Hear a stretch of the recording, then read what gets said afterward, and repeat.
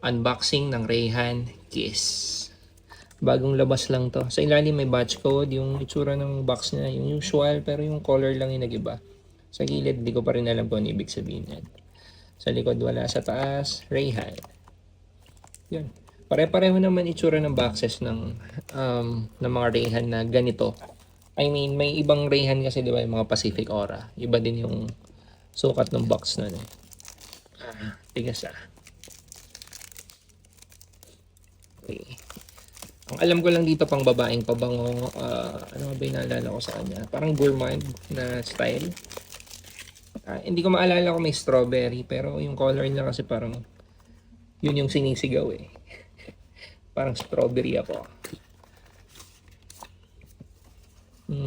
Ganda din ng color combination niya, no? Ang girly. Gold tapos may pink.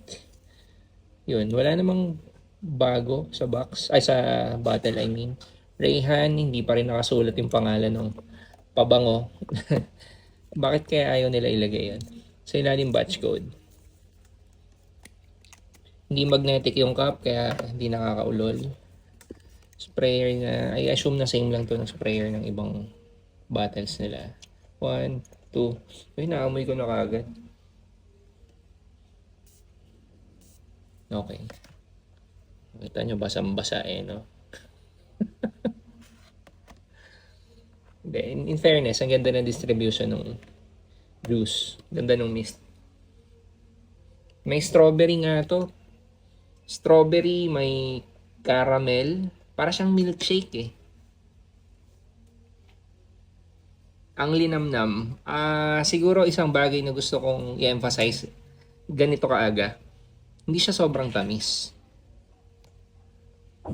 Nasa gourmand side na hindi sobrang tamis. More on linamnam.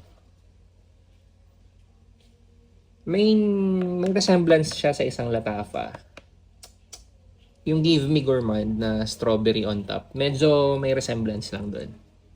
Pero hindi ko sinasabing parehong-pareho. Yung strawberry niya parang nag-remind sa akin ng strawberry on top ng latafa.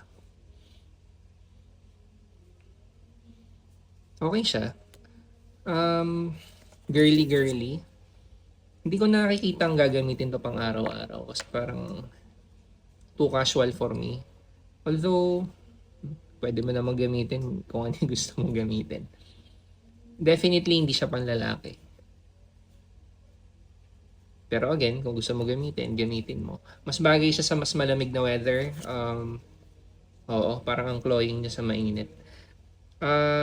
Typical na pang babaeng gourmand na pabango. Dagdagan mo lang ng strawberry. Tapos ang creamy niya. Pero ulitin ko, hindi siya sobrang tamis. Okay din siya.